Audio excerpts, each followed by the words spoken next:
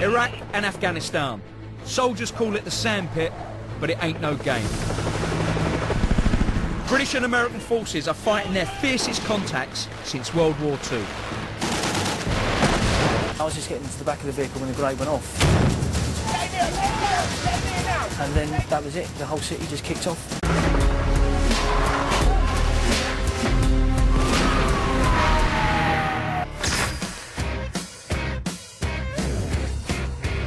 In April, the lads of the Princess of Wales's Royal Regiment got caught up in the biggest scrap for British troops since the 1950s.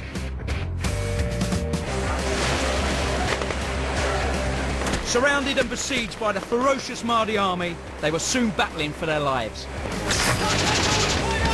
Now, in the soldiers' own words, and using incredible unseen footage shot by them, along with our own detailed reconstructions, this is the story of the PWRR at Simic House.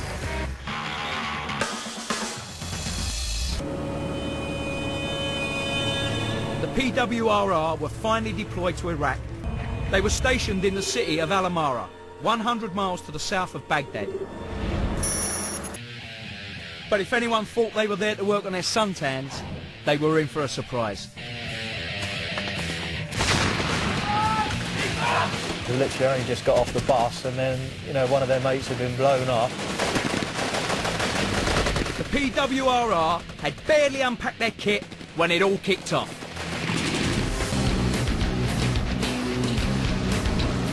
First Battalion, the Princess of Wales's Royal Regiment, are in Al-Amara, Iraq.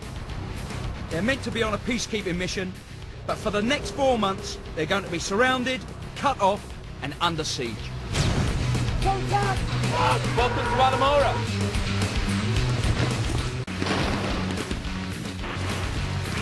Muqtada al-Sadr, a Shia cleric, ordered his Mahdi army to throw US troops out of Najaf. The uprising spread like wildfire across the country. In Al-Amara, British patrols could feel trouble brewing. A lot of people that were very much for Muqtada al-Sadr, either with the posters of him in their cars or on their houses. When the lads from the PWRR sniper platoon took their turn on patrol, things turned ugly.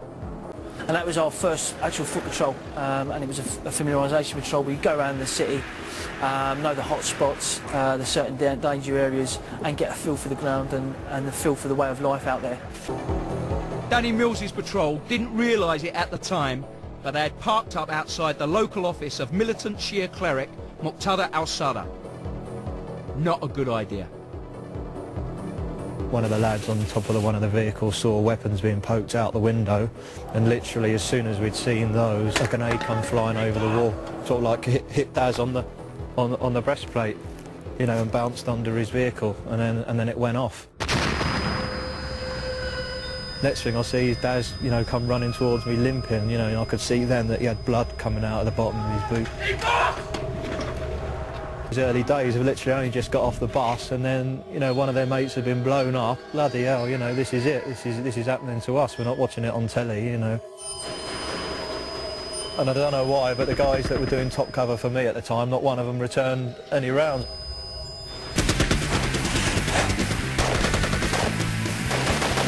And then he just clicks in and you just have it. Danny's second in command was still lying wounded in full view of the enemy. The boys at sniper platoon had to get him to safety fast. Run over there under fire and grabbed Daz, you know, by the scruff and dragged him back over to my vehicle out, and then we all got out in cover, out of view. The firefight lasted for over 3 hours. Eventually a team of Land Rover Snatches and Warrior fighting vehicles fought their way through to Danny's men. The lads bugged out back to the safety of Simic House. When we got back to camp, I remember thinking certainly that Darren, you know, Daz was lucky to be alive. The lads had only been in Simic House for a day or two, and already they knew they'd had to fight to keep a British presence in the city. The firefight marked the beginning of a new deadly phase of the conflict. The whole city just kicked off. The first uprising seemed to initiate on that day, on the 18th. The net closed around Simic House as Mahdi Army fighters surrounded the compound. Massive incoming. Y Company was now completely cut off from the rest of the battle group in Camp Abu Naji. The siege of Simic House had begun. In the water. On the 5th of August, tensions between al-Sadr and US Marines at the shrine of Imam Ali in Najaf exploded again. Today's violence reignites the old fears of a Shiite rebellion across southern Iraq. The Shiite ceasefire is over. Andrea Catherwood, ITV News.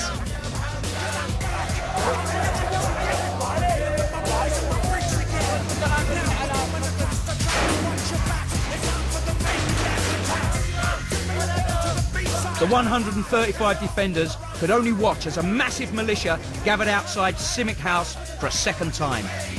By 7 p.m. that night, the road to Abu Naji had been cut off by Mahdi fighters. The second uprising was underway.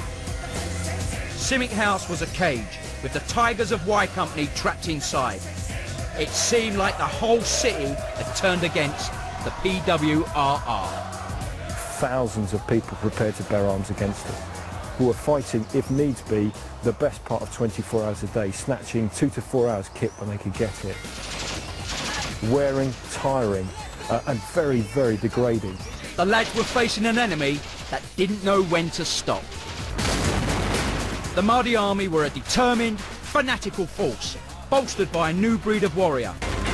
Simic House took a proper pounding as Mahdi army forces swarmed around the isolated compound.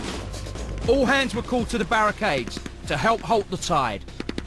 The siege of Simic House intensified, supplies began to run low. Before the siege, trucks had delivered supplies to Simic House.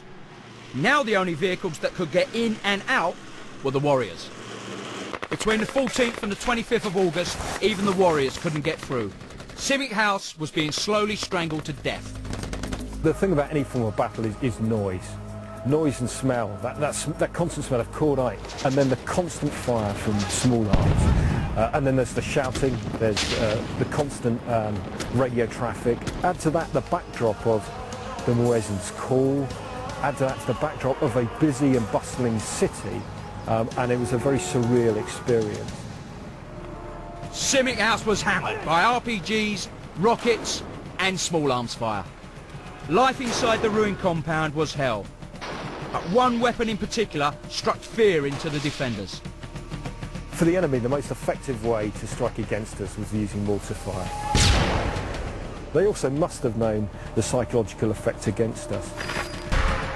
When you hear that mortar round being fired, there's nothing worse than wondering where it's going to land. It's probably the worst feeling ever. Okay, this is where the Sergeant Major used to live. As you can see, doesn't live there anymore. Because of the threat of the mortar squad coming in, helmet and body armour was for everybody, but there was some times in the kitchen when it was just too hot for it, and there were times when I had to just take it off. But Lewis Dodds did have reason to be thankful for his body armour. On the 17th of August, a mortar hit the kitchen where he was making Y Company's one hot meal of the day. It was about 6:30 in the evening. I was just getting the last bit of the evening meal up. I didn't hear anything coming or anything like that. A mortar landed about a metre to my right. It exploded. I didn't attempt to move, I just felt blood run down my face and realised that I'd actually been hit. That's when all the medics jumped on me and started patching me up. I had about 6 bits of shrapnel in my right leg, shrapnel in my left leg, one on my forehead, one on my face, and a bit on my arm, a bit through my left leg as well. Lewis Dodds lost consciousness when he was being evacuated in an armoured vehicle. He woke up 2 days later in a hospital in Birmingham